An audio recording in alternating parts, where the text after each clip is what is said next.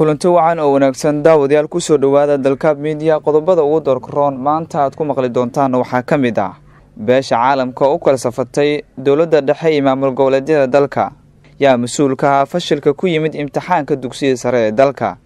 madaxweynaha maamulka Puntland Saciid Cabdullaahi Deni oo ka hadlay shirka ka dhacay magaalada Garowe ee xarunta maamulka Puntland sidee lagu ogaaday raggii kufsaday Caashe Ilyas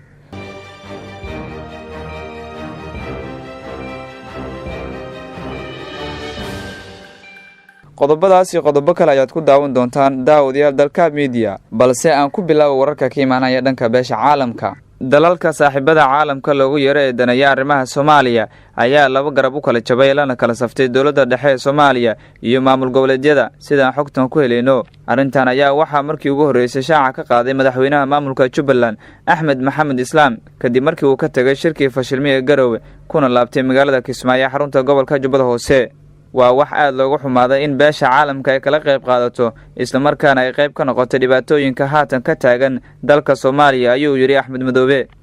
xogog hoose oo helina ayaa waxay sheegayaan in dalalka Yurub ay la safteen maamul goboleedyada dalka dhanka dawladda Mareykanka ay la safatay dawladda Soomaaliya kulan galabtii ka dhacay qaybta VIP-da ee garoonka diyaarada ee magaalada Muqdisho kadib markii uu ka soo laabtay madaxweynaha Soomaaliya Maxamed Cabdullaahi Farmaajo magaalada Garowe ee xarunta maamulka Puntland ay ku eedeeyeen madaxweynaha fashilka shirka Garowe halka Mareykanka uu inta badan ka gaabsanayay eedeynta ama taageero uu muujinayay dalalka ayaa sidoo kale hore u kala qaybsamay arrimaha Soomaaliya kadib markii dawladda ay ciirisay ergigii qaramada midoobe kaas oo dalalka Yurub ay aad uga caroodeen halka Mareykanka uu taageero u muujiyay dawladda federaalka Soomaaliya madaxweynaha Soomaaliya Maxamed Cabdullaahi Farmaajo ayaa haysta dhalashada Mareykanka wuxuuna taageero weyn ka haysta safiirka Mareykanka ee Soomaaliya Donald Yamamoto madaxda maamul goboleedyada iyo kuwa dawladda dhexe ee Soomaaliya ayaa ku shiray magaalada Garowe xarunta maamulka Puntland kuwaas oo isbuuc ka dhow halkaas ugu socday shir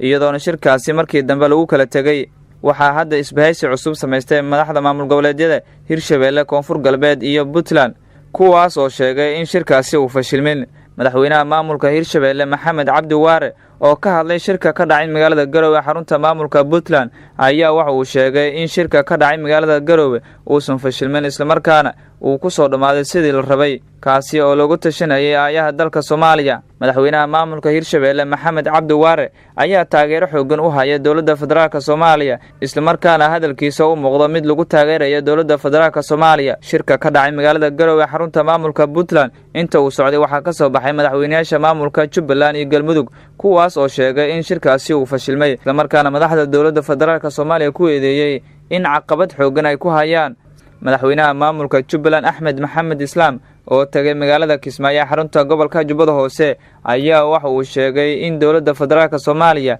ay dhibaatooyin badan u horseeday maamulka Jubbaland isla markaana fargelin xooggan ay ku yeelan rabto doorashada ka dhacaysa halkaasi sheegay in siyaasiyiin far badan oo ka soo jeeda deegaanada maamulka Jubbaland dawladda federaalka Soomaaliya lacag u soo dhiibtay kuwaasi oo doonayo in qallaase amni darro ay ka sameeyaan gudaha magaalada Kismaayo xilli maalmihii dambe baraha bulshada inta badan ay wareegayeen qish la sheegay in uu ahaa imtixaanaadka dugsiyada sare isla markaana ay qaado dawladda Soomaaliya ayaa waxa arintaasi ka dambeeyay wasiirka wasaaradda waxbarashada xukuumadda Soomaaliya oo ka hadlay arintaasi wuxuu sheegay in guud ahaanba la joojiyay imtixaanaadkii dugsiyada sare oo ay qaadaysay dawladda kadib markii suuqyada ay soo galeen qishka imtixaanka wasiir goodaha warbaahinta dawladda la hadlay ayaa waxa uu sheegay in guud ahaanba la joojiyay imtixaanaadkii dugsiyada sare isla markaana arintaasi ay tahay mid ay faafiyeen shakhsiyaad iyo waalidiinta qaar oo dhashay ardayda imtixaanaadka galaya wasiir goodaha waxa kale uu sheegay in xarumaha dhammaan lagu qaadayay ay ahaayeen kuwo wanaagsan balse hal xarun oo sababtay in imtixaanaadka dugsiyada sare ee dawladda ay u soo baxaan banaanka taasina ay keentay in qish laga helo banaanka wasiir goodaha waxa kale uu eedeynta u jeediyay waalidiinta dhashay ardayda oo si weyn uga qayb qaatay qishka imtixaanaadka isla markaana ardayda u qaybiyay sidoo kale wasiir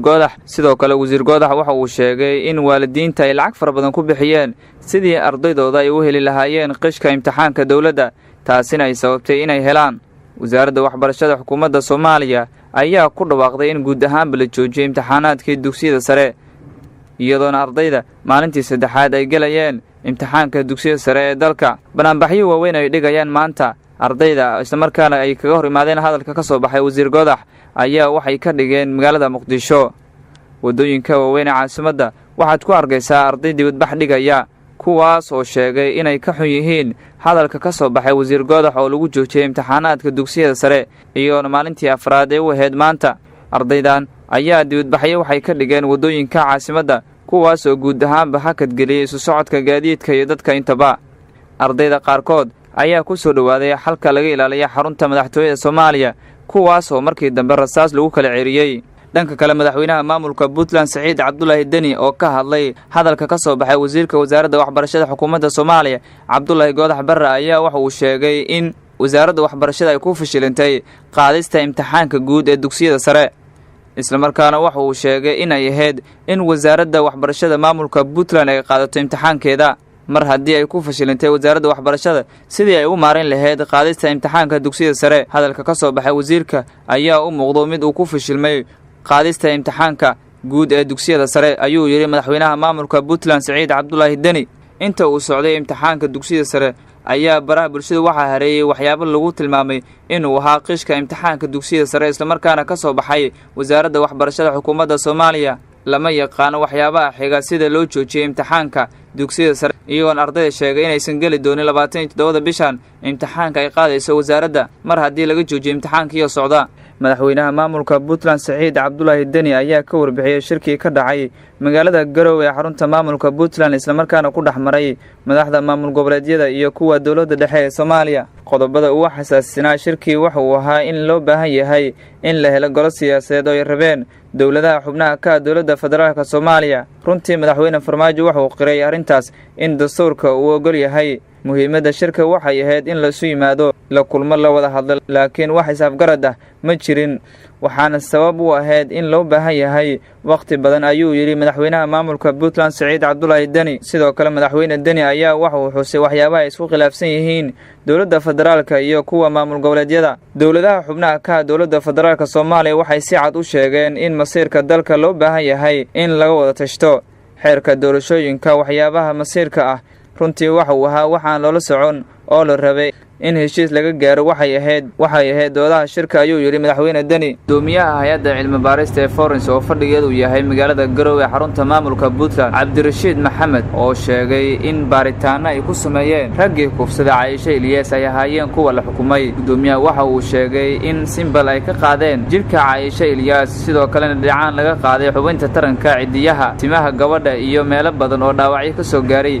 isla markaana dhacaanadaasi lagu ogaaday in ay ahaayeen raggii kufsada Caaisha Ilyas kuwa maxkamadda maamulka Puntland ay ku xukuntay dilka toogashada ah. doomiyaha waxa kale uu sheegay in raggaani kufsada Caaisha Ilyas ay adeegsadeen farsamo badan isla markaana ay keentay in hore laga ogaado kadib waxay ogaadeen markii ay ka qaadeen gabadha dhacaanada jirkeeda. Caaisha Ilyas ayaa lagu kufsaday magaalada Gaalkacyo xarunta gobolka Mudug isla markaana kufsigeeda waxa uu sii dheeraa dil. ragga Caaisha Ilyas kufsaday waxay ahaayeen dad fara badan iyadoona qaarkood la sii daayay kuwaasi oo markii dambe wax dambi ah lagu waayay isla markaana dhacaanadii laga qaaday lagu sababeen waayay inay kufsadeen. ragga toogashada ay ku xukuntay maxkamadda maamulka Puntland ayaa ahaa sida la sheegay in ay ahaayeen raggii kufsaday Caaisha Ilyas. maxkamadda maamulka Puntland ayaa xukun toogasho ku riday 3 nin oo la ogaaday in ay ahaayeen raggii kufsaday Caaisha Ilyas isla markaana jarjaray. deegaanada maamulka Puntland ayaa si weyn looga hadalhayaa kufsiga Caaisha Ilyas iyo jarjaradda la jarjaray iyadoona arrintaasi carruur weyn ay ku abuurtay bulshada ku dhaqan maamulka Puntland isla markaana ay ka careysiisay shacabka deegaanada maamulka Puntland. guud ahaan intaas ayaan ku soo gabagabeynayaa daawadayaal warkii aad ka daawanayseen Dalka Media. intaan warkaan oo kale ku kulmi doono sidaas iyo nabadgelyo.